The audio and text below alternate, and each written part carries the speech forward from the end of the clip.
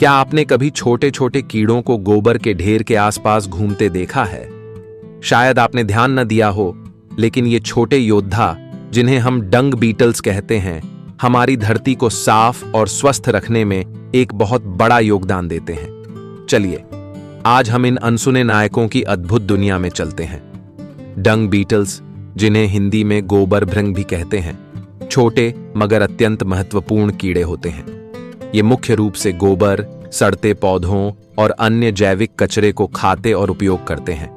आपको जानकर हैरानी होगी कि दुनिया भर में डंग बीटल्स की लगभग 6000 से अधिक प्रजातियां पाई जाती हैं। ये कीड़े अकेले अपने छोटे से जीवन में इतना गोबर साफ करते हैं कि अगर ये न हो तो हमारा पर्यावरण कचरे से भर जाए। तो आखिर डंग बीटल्स करते क्या हैं? ये गोबर के ढेर से छोटे छोटे गोले बनाते हैं और इन्हें जमीन में दबा देते हैं। कुछ प्रजातियां इन गोबर के गोलों को खाने के लिए इस्तेमाल करती हैं, जबकि कुछ इन्हें अपने अंडे देने के लिए सुरक्षित स्थान मानती हैं। इस प्रक्रिया में डंग बीटल्स न केवल धरती को साफ करते हैं, बल्कि मिट्टी को भी उपजाऊ बनाते हैं। गोबर में मौजूद पोषक तत्व जब जमीन में मिलते हैं तो फसलें और पेड़ तेजी से बढ़ते हैं। यानी किसान भाइयों के लिए ये छोटे कीड़े एक तरह से प्रकृति के सहयोगी हैं। डंग बीटल्स हमें एक अहम संदेश देते हैं। हर छोटा जीव भी प्रकृति की बड़ी जरूरत है। चाहे वे जितने भी छोटे या अनदेखे हों, उनका अस्तित्व हमारे जीवन से जुड़ा हुआ है। इसीलिए हमें अपने पारिस्थितिकी तंत्र की हर परत का सम्मान करना चाहिए और ऐसे जीवों की रक्षा करनी चाहिए।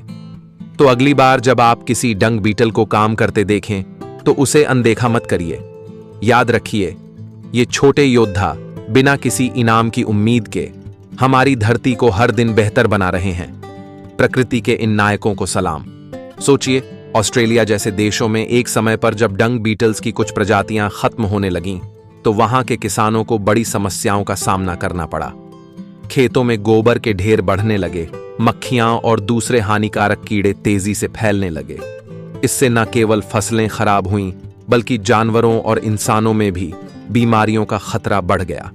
स्थिति को काबू में लाने के लिए वैज्ञानिकों ने विशेष अभियान चलाकर दूसरे देशों से डंग बीटल्स की प्रजातियां मंगवाईं और उन्हें प्राकृतिक तरीके से खेतों में छोड़ा। धीरे धीरे डंग बीटल्स ने फिर से अपना काम शुरू किया और पूरे पारिस्थितिकी तंत्र को संतुलित किया।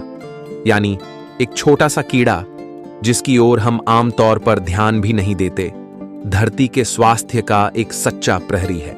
डंग बीटल्स के बिना न तो जमीन उपजाऊ रह सकती है, न ही वातावरण स्वच्छ।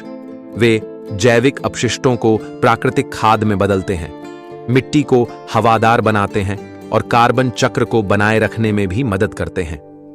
आज जब हम ग्लोबल वार्मिंग, प्रदूषण और भूमि क्षरण जैसी समस्याओं से जूझ रहे हैं, तो हमें समझना चाहिए कि समाधान सिर्फ बड़ी बड़ी तकनीकों में नहीं छुपा, बल्कि इन छोटे छोटे प्राकृतिक सहयोगियों में भी छुपा है।